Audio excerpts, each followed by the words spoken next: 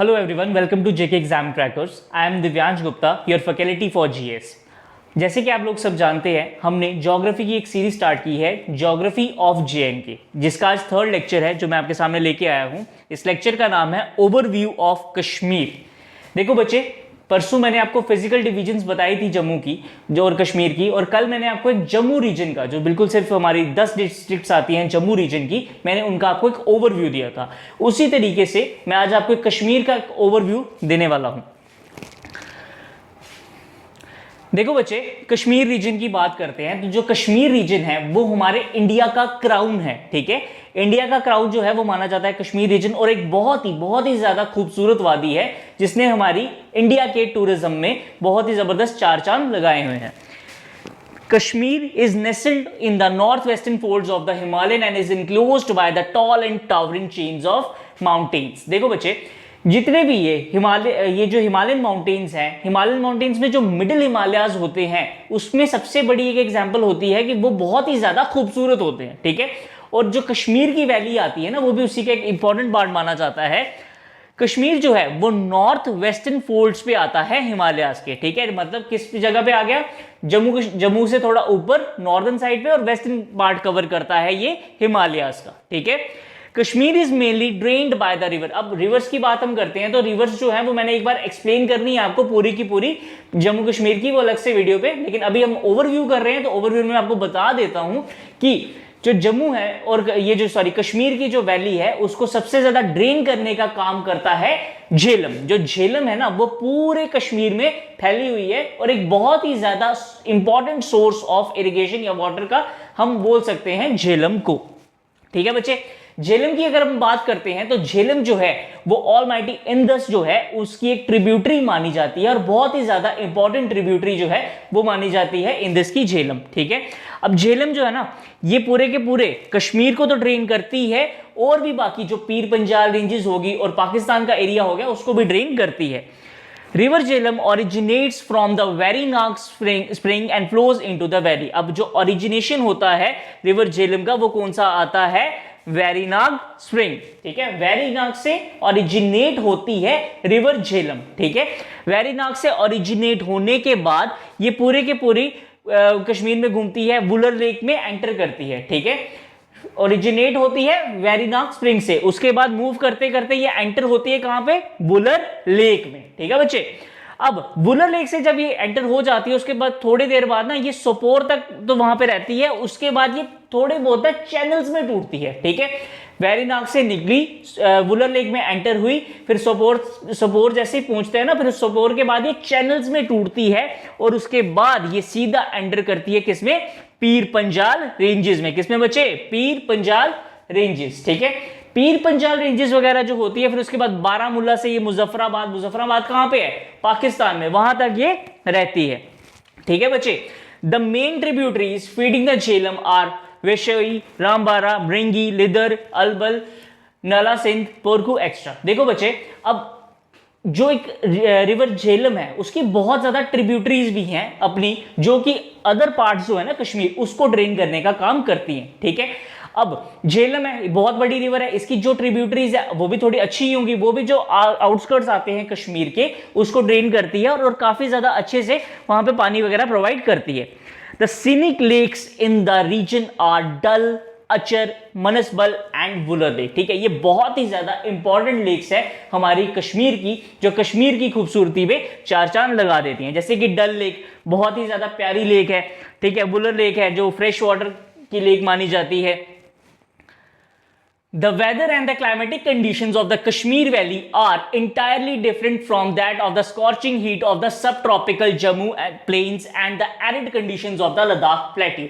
देखो बेटा, कश्मीर के अगर हम मौसम की बात करें, मैंने आप लोगों को कल बताया था जो कश्मीर में मौसम होता है ना वो टेम्परेट मौसम होता है, मतलब बहुत ही ज्यादा प्यारा मौसम होता है। गर्मियों में वहां पे बिल्कुल माइल्ड सी गर्मी होती है, और जो सर्दी होती है वो बहुत ही ज्यादा ठंडी सर्दी होती है, बर्फ पड़ने वाली सर्दी होती है। ठीक है, अब कश्मीर जो है ना उसकी क्लाइमेटिक कंडीशंस जम्मू से भी बहुत ज्यादा डिफरेंट है और जो लद्दाख है उससे भी बहुत ज्यादा डिफरेंट है, क्योंकि लद्दाख में ना बहुत ज्यादा एरिड रीजन है, मतलब जैसे कहते हैं रेगिस्तानी रीजन, कोल्ड डेजर्ट जिसको बोलते हैं वैसे रीजन है, ठीक है। प्रेसिपिटेशन लद्दाख में बहुत ज्यादा कम है और जो है वो भी मोस्टली आइस की या स्नो की फॉर्म में होती है, ठीक है। और अगर हम बात करते हैं जम्मू के रीजन्स की, तो जम्मू में तो ऐसे भी गर्मी वगैरह बड़ी पड़ती है, तो जो कश्मीर का क्लाइमेट है वो सबसे अच्छा क्लाइमेट माना जाता है, जिसमें गर्मी थोड़ी थोड़ी कमी होती है और जो सर्दी है वो बहुत ज्यादा खूबसूरत सर्दी होती है वहां पे। The climate of Kashmir is characterized by marked seasons with mild summers and cold winters, ठीक है। जिस तरह मैंने आपको बताया कि वहां पे जो गर्मी है वो बहुत हल्की गर्मी होती है, कमी गर्मी होती है, और जो सर्दी है वो बहुत ज्यादा खूबसूरत होती है। Most of the precipitation is recorded from December to April and summers usually remain dry in this valley। देखो बच्चे, हमारे यहाँ पे जो जम्मू में बारिशें वगैरह होती हैं वो मैंने आपको बताया था मई से लेकर जुलाई के बीच बीच में होती हैं, ठीक है। लेकिन वहाँ जो कश्मीर है ना, कश्मीर में ऐसा कुछ नहीं होता। कश्मीर में जो बारिशें वगैरह जो हैं, या प्रेसिपिटेशन हम बोल सकते हैं, बारिश भी नहीं हम सही से यूज कर सकते, हम प्रेसिपिटेशन की बात करते हैं, तो वो होती है दिसंबर से लेके अप्रैल के बीच में, ठीक है। और जो सर्दियों में प्रेसिपिटेशन होती है ना, वहां पे ज्यादा बारिशें नहीं होती, प्रेसिपिटेशन जो वहां पे होती है वो in the form of snow होती है, बर्फबारी बहुत ज्यादा होती है कश्मीर में, ठीक है बच्चे। अब हम बात करते हैं, मैंने आपको जिस तरह बताया था कि मैं ये सारे के सारे लेक्चर्स आपको मैक्सिमम एनसीईआरटी बेस्ड ही दूंगा, ताकि आपके जो बेसिक्स हैं वो बिल्कुल अच्छे से क्लियर होते जाएं। तो ये भी एनसीईआरटी बेस्ड ही लेक्चर है पूरा, जिसमें मैंने आपको पहले बता दिया सीधा कश्मीर डिवीजन, कश्मीर है कैसा, उसके बाद मैंने आपके क्लाइमेट की बात की, वहां के ड्रेनेज सिस्टम की बात की। अब हम जाते हैं वहां के लोग कैसे हैं, ठीक है, कौन सी ट्राइब से बिलोंग करते हैं। The main ethnic group of Kashmir region are Kashmiris, Dars and Hajis, ठीक है। कश्मीर के जो लोकल रेजिडेंट्स हैं, या फिर हम कश्मीर की बात करते हैं, जो कश्मीर के सही ओरिजिनल लोग हैं वो आते हैं कश्मीरीज या दर्द ट्राइब के लोग या हाजीज वगैरह, ठीक है। अब कश्मीर का जो मेजॉरिटी रिलीजन है वो आता है इस्लाम, जिसके 94% ऑफ जो कश्मीरी रेजिडेंट्स हैं वो मुस्लिम्स हैं, ठीक है बेटा। उसके बाद सिर्फ मुस्लिम्स ही नहीं रहते वहां पे, और भी लोग रहते हैं, जैसे कि कुछ हिंदू रहते हैं और सिख रहते हैं, ठीक है। 94% कश्मीरी मुस्लिम्स हैं, बाकी 6% जो बचे वो हिंदूज और सिख हैं। जो कश्मीरी हिंदू ब्राह्मण्स होते हैं ना, वो उनको बोला जाता है पंडित्स या कश्मीरी पंडित्स, ठीक है। ये कश्मीरी पंडित्स जो है बहुत ही ज्यादा फेमस नाम है, ठीक है। और ये ब्राह्मण, हिंदू ब्राह्मण्स के लिए यूज होता है जो कश्मीर में रहा करते थे या रहते हैं। The Sikhs in the Kashmir Valley are mostly concentrated in the Tral, Mutton, Kerewa regions, ठीक है, और बारामूला वगैरह में ये रहते हैं, ठीक है बच्चे। ये जो कश्मीरी, ये जो सिखों की मैंने बात की या फिर हिंदुओं की मैंने बात की, तो ये ज्यादा रह जाते हैं त्राल वाले रीजन में, मटन वाले रीजन में, बारामूला के रीजन में, ठीक है। और यहाँ की जो मेजॉरिटी लैंग्वेज यहाँ पे बोली जाती है वो कश्मीरी है, ठीक है। अगर हम कंपेयर करते हैं कश्मीरी लैंग्वेज, मतलब अगर हम कंपेयर करते हैं कि जो कश्मीर में ज्यादा लैंग्वेज बोलने वाली होती है वो कश्मीरी है, लेकिन जम्मू में इतना ज्यादा ऐसा होता नहीं है। जम्मू में प्लेन्स में तो जो डोगरे हैं वो तो डोगरी बोलते हैं, लेकिन यहाँ पे पंजाबी भी कोई बोल रहा है, पहाड़ी भी बोल रही है, भद्रवाही भी बोली जा रही है, फिर किश्तवाड़ी भी बोली जा रही है। लेकिन कश्मीर की एक बहुत अच्छी खासियत है कि यहाँ के जितने भी लोग हैं बोलते वो कश्मीरी में ही है, जो कि बहुत ज्यादा अच्छी बात मानी जाती है। They belong to the Indo Aryan race. अब ये भी जिस तरह मैंने आपको बताया कि जो जम्मू के रेजिडेंट्स थे वो आर्यन रेस के थे, उसी तरीके से ये भी इंडो आर्यन रेस से बिलोंग करते हैं। The Kashmiri people are broad shouldered and usually of the medium of the tall structure with fair complexion eyes. अब कश्मीरी इंसान जो होता है ना, कश्मीरी लोगों की पहचान क्या होती है, ये बहुत ऊंचे लंबे, अच्छे से स्मार्ट से, गोरे गोरे, ठीक है, ऐसे लोग होते हैं। They use an earthen pot kangdi to keep themselves warm in the winter and additionally they wear a long gown known as firan। देखो बच्चे, इनकी हम ड्रेस की बात करते हैं जिसको क्या कहा जाता है, फिरन। फिरन जो है वो एक लॉन्ग कोट होता है, इनका लॉन्ग कोट होता है, जो कि मोस्टली ये सर्दियों में ही पहनते हैं, क्योंकि बर्फ वगैरह बहुत ज्यादा पड़ती है तो सर्दियों में उसको पहनने की जरूरत होती है। अब उसके अंदर ना ये कांगड़ी रख देते हैं, ठीक है, कांगड़ी में कोयला वगैरह डाल के वो रखा जाता है। और कांगड़ी जो है ना इनका कल्चर को बहुत ज्यादा रिप्रेजेंट करती है और एक बहुत ही ज्यादा इंपॉर्टेंट चीज मानी जाती है, ठीक है बेटा।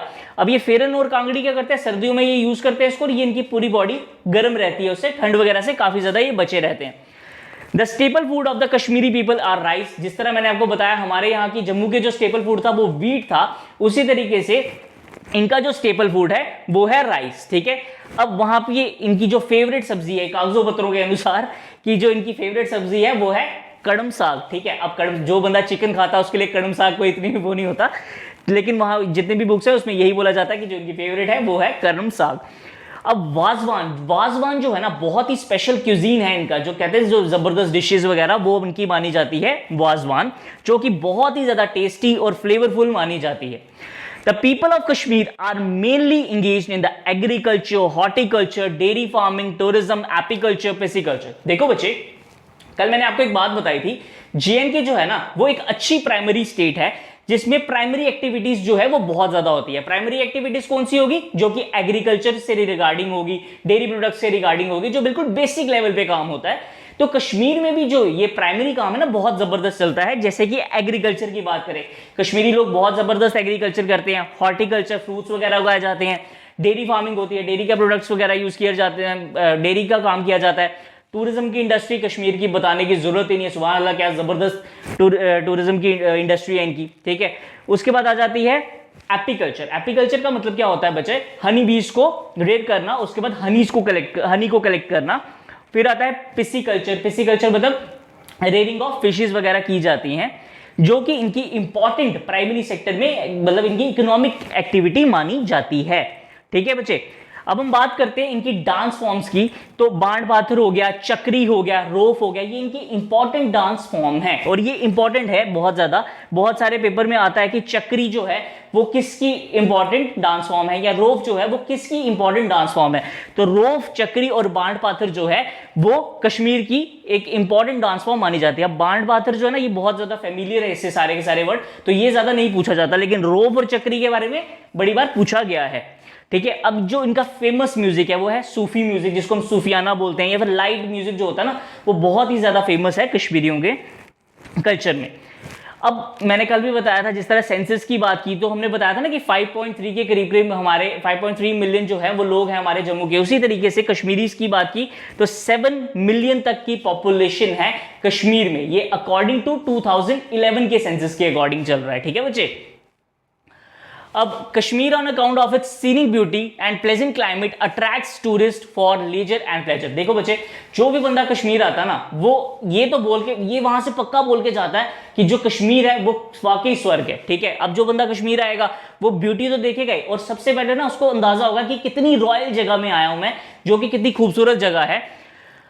Apart from the scenic beauty, it offers variety of activities like golf, snow skiing, snow skating, water rafting, boating वगैरह, ये सब बहुत सारी चीजें होती है। जैसे शिकारा होता है, ठीक है, फिर उसके बाद डल में शिकारे में घूमना, फिर उसके बाद स्कीइंग करना, फिर उसके बाद ये स्नो पे स्केटिंग वगैरह करना, ये सब बहुत ही ज्यादा इंपॉर्टेंट एक्टिविटीज हैं, और जो कि ना हमारा जो टूर होता है कश्मीर का तो बहुत ही यादगार बना देती है।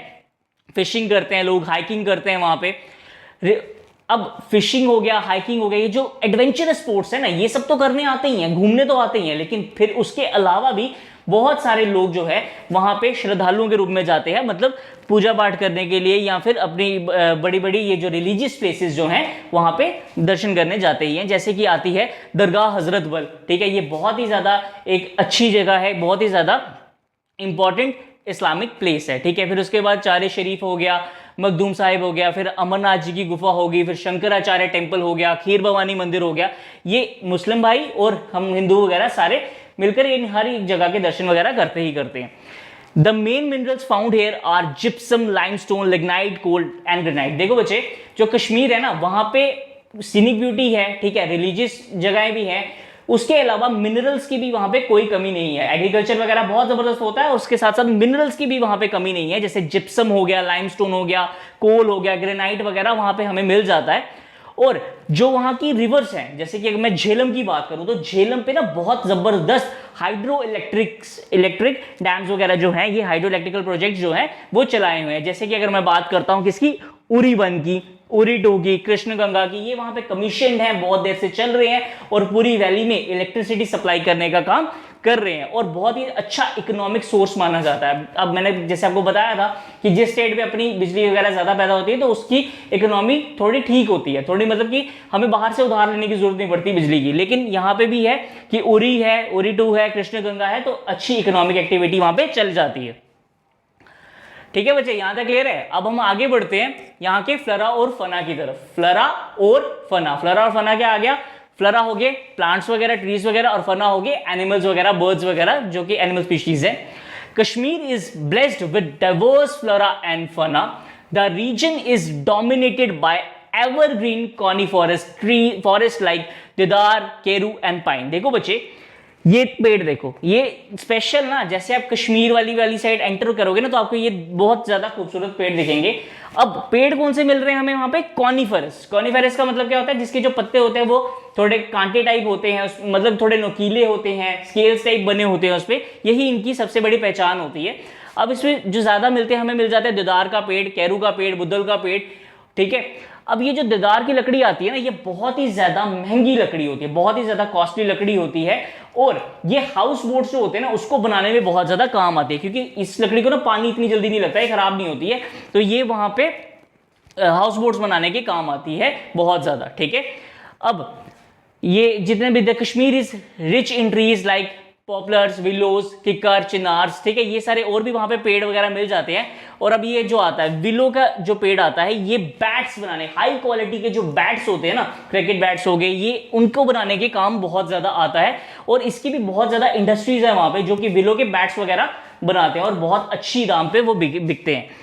The other type of vegetation that is found in Kashmir Valley are the vast grassy expanses of margs, ठीक है, बहुत बड़ी बड़ी, जिसको ग्रासलैंड्स बोलते हैं ना, जो बड़े बड़े फील्ड्स होते हैं उसको कहा जाता है मार्ग।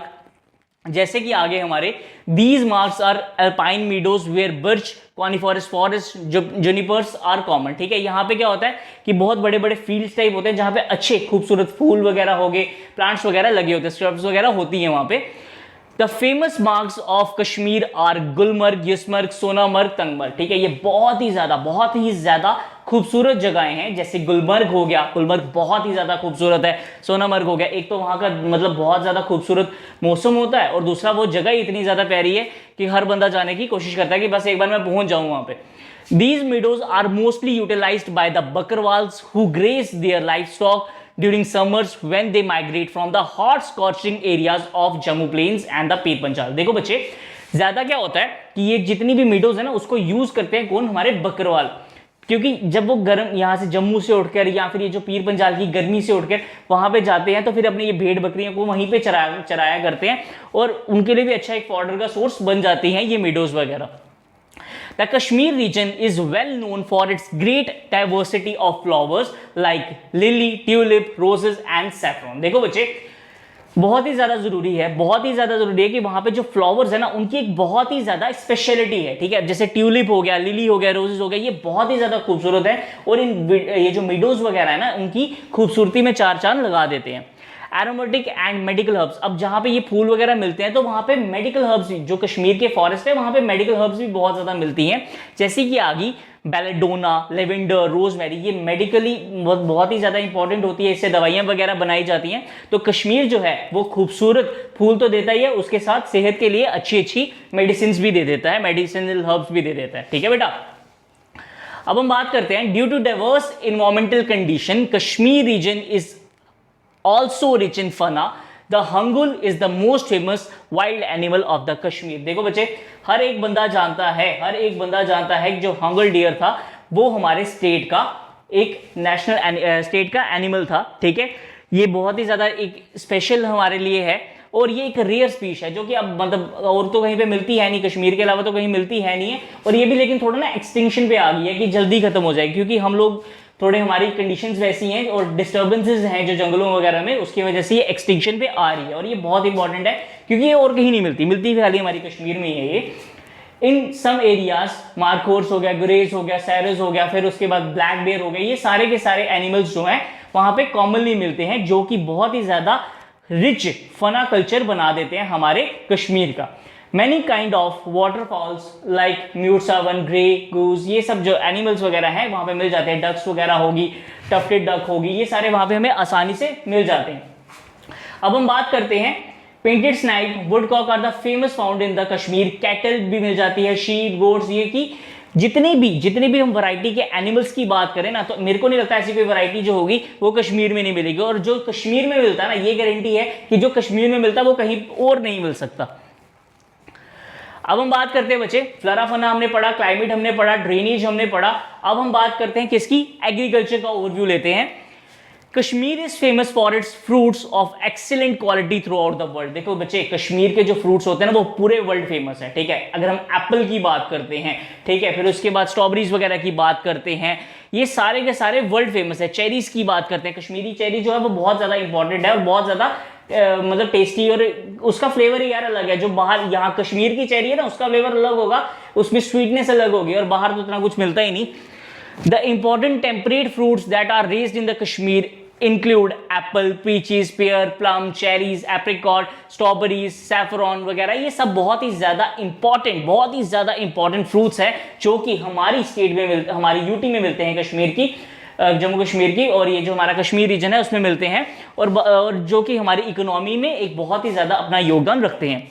Kashmir also produces many cereals like rice, corn, wheat. अब कश्मीर में ना बच्चे राइस, कॉर्न, व्हीट भी बहुत ज्यादा उगाया जाता है। अब माना जाता है जो अनंतनाग है ना वो food bowl, rice bowl of Kashmir है, ठीक है। अनंतनाग में बहुत ज्यादा राइस वगैरह उगाया जाता है, लेकिन जितना भी राइस वो कश्मीर में उगाया जाता है ना वो मोस्टली वैली खुद ही कंज्यूम कर लेती है। मोस्टली की मैं बात कर रहा हूं कि वो खुद ही कंज्यूम कर लेते हैं, क्योंकि मैंने आपको बताया कि राइस जो है वहां का स्टेपल फूड है, ठीक है। तो अनंतनाग को याद रखना कि अनंतनाग को राइस बाउल ऑफ कश्मीर भी कहा जाता है। Pulses and vegetables are also grown here. Saffron is the cash crop and is grown in the caravans of the Kashmir Valley. ठीक है बच्चे, जो सैफरॉन है, सैफरॉन जो है वो सबसे ज्यादा इंपॉर्टेंट कैश क्रॉप जो है वो कश्मीर में उगाई जाती है, और सबसे ज्यादा महंगा स्पाइस बोला जाता है उसको, बहुत ज्यादा कीमती होता है वो। और उगाया भी कहां जाता है, पंपोर रीजन में। कहां उगाया जाता है बच्चे, पंपोर रीजन में, ठीक है। आज बच्चे मैंने आपको पूरा का पूरा कश्मीर का एक ओवरव्यू दे दिया है। इसमें जितने भी हमने टॉपिक्स है उसकी डिटेल्स तो हमने वीडियोस पढ़नी है, लेकिन ये कहते हैं ना जो बेस बनाने के लिए मैंने आपको पूरा का पूरा कश्मीर का ओवरव्यू दे दिया है। आई होप आपको लेक्चर अच्छा लगे। Thank you.